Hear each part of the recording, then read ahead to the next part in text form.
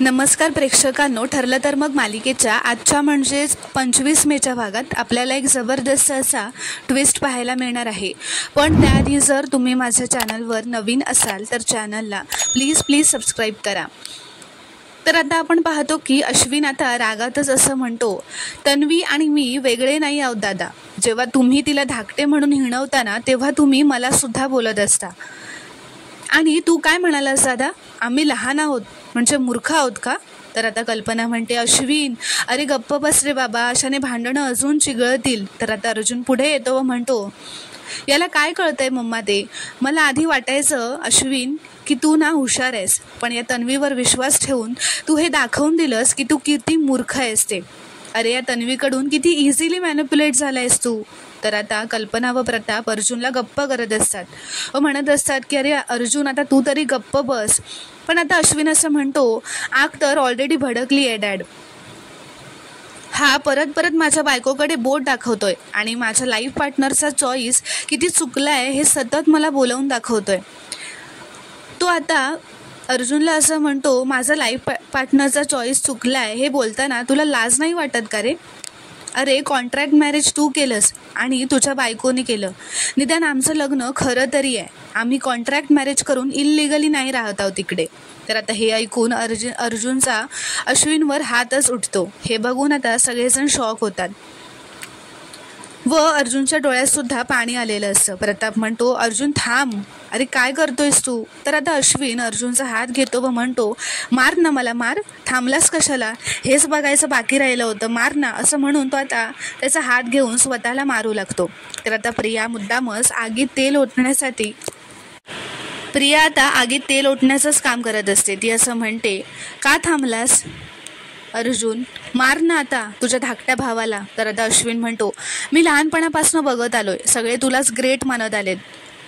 अश्विन तर काय बेअक्कल आहे, अर्जुन हुशार आहे, अश्विन हळवा आहे, अर्जुन खमका आहे, अश्विन भोळा आहे, हे सगळं ऐकत आलोय. तर पूर्णाची म्हणते, हे परमेश्वरा, या भावांमधली भांडणं बघण्यासाठी मला जिवंत ठेवलंस का रे?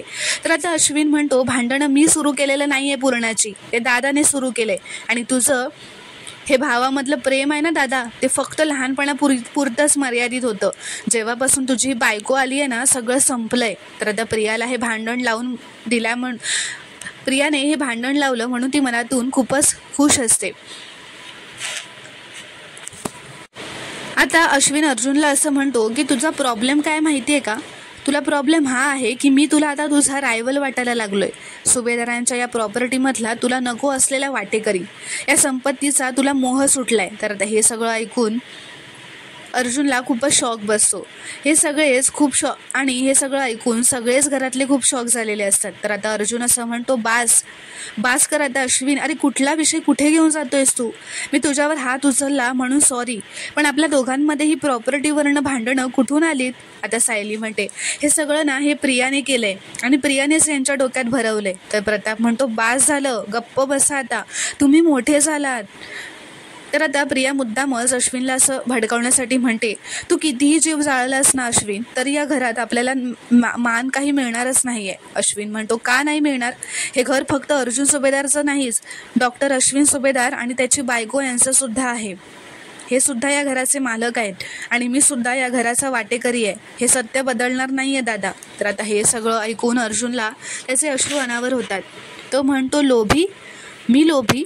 तो आता हे ऐकून खूपच शॉक झालेला असतो. तो अश्विनकडे पाठ फिरून उभा राहतो व त्याला आता अश्विन बरोबरच्या सगळ्या जुन्या आठवणी आठवू लागतात, जेव्हा ते एकमेकांबरोबर चांगले वागायचे, खुश असायचे. अर्जुनला स्वतःला सावरता येत नसतं, त्याचे अश्रू थांबत नसतात. तो एका टेबलापाशी जाऊन उभा राहतो.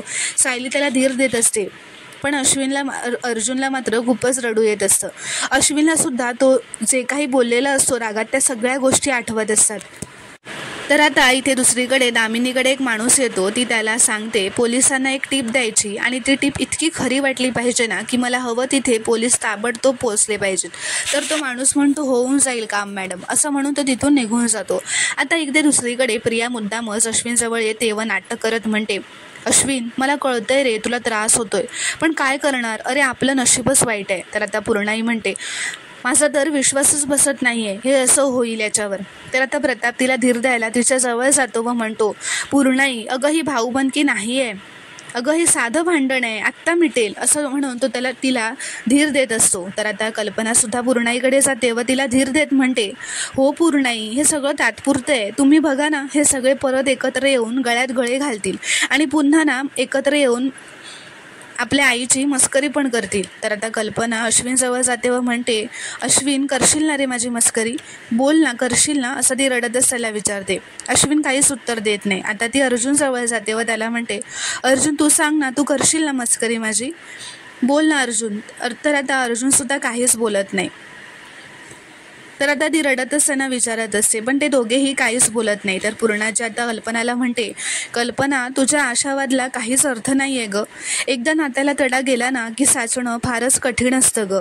तर आता पूर्णाची, कल्पना, प्रताप सगळ्यांनाच खूप वाईट वाटलेलं असतं, रडू येत असतं. आता सायली पूर्णाचीला पाणी नेऊन देत असते. तर आता सायली जेव्हा पूर्णाचीकडे पाण्याचा ग्लास घेऊन येते तेव्हा पूर्णाची सायलीला असं म्हणते, ह्या सगळ्याला तू जबाबदार आहेस. तर आता अर्जुन पूर्णाचीला विचारतो, पूर्णाची, अगं या दोघींपैकी तुझा अजून तन्वीवरच विश्वास आहे काय गं? तर आता प्रिया म्हणते, हो, कारण मी आधी चुकले होते, पण आत्ता मी बरोबर बोलते आणि खरं बोलते हे पूर्णाचीला सुद्धा चांगलंच माहिती आहे, असं ती मुद्दामच म्हणते. तर आता पूर्णाची जाऊन त्या सोफ्यावर बसते. तिला तिचं रडू आवरत नसतं आणि प्रिया तिला जाऊन आता पाणी देते. ती म्हणते की, पूर्णाची, तू काळजी नको करूस, आम्ही कुठेही जाणार नाही आहोत, आम्ही इथेच राहणार आहोत, हे घर मी तुटू देणार नाही, असं ती नाटक करत पूर्णाजीजवळ जाऊन म्हणते. तर आता प्रताप म्हणतो, अरे पूर्णाजीच्या वयाचा तरी विचार करा तुम्ही दोघांनी. आता हे आपलं घर प्रॉपर्टीच्या वादापायी, या नादापायी पत्त्याच्या बंगल्यासारखं तुटू देऊत नका, असं तो हात जोडतच म्हणतो. तर आता अर्जुन म्हणतो, मला तन्वीचा कितीही राग आला तरी मी घरच्यांचा विचार करायला हवा होता डॅड, असं अर्जुन खूपच रडतच म्हणत असतो. तो असं म्हणतो, पण हे रोजचे वाद प्रॉपर्टीपर्यंत जाऊन पोहोचतील हे मला खरंच वाटलं नव्हतं डॅड, असं तो रडतच म्हणतो. डॅड, तुम्ही प्लीज हात जोडू नका ना डॅड, असं तो आता रडतच म्हणतो व खालीच त्याचे अश्रू अनावर होतात. अनावर झाल्याने तो खालीच बसतो व रडू लागतो. सायली आता त्याला सावरण्याचा प्रयत्न करत असते, पण अर्जुनचा धीर आता खूपच सुटलेला असतो. सायली आता रागातच प्रियाकडे बघते, कारण आता सायलीला सुद्धा खूपच वाईट वाटलेलं असतं. तिच्या डोळ्यातही पाणी आलेलं असतं, कारण तिला अर्जुनला असं रडताना बघवत नसतं. सायली प्रियाकडे आता रागातच बघते, तर प्रिया मात्र या सगळ्यांना रडताना बघून खूपच खुश झालेली असते. तिच्या गालावर हसू आलेलं असतं. तर आता सायलीला प्रियाचा खूपच राग आलेला असतो. ती एवढ्या रागात तिच्याकडे बघत असते. पुढील भागात आता ती काय करणार हे पाहणं खूपच रोमांचक ठरणार आहे. व्हिडिओ पूर्ण बघितल्याबद्दल धन्यवाद. व्हिडिओ आवडल्यास कॉमेंटमध्ये नक्की कळवा व चॅनलला प्लीज सबस्क्राईब करा.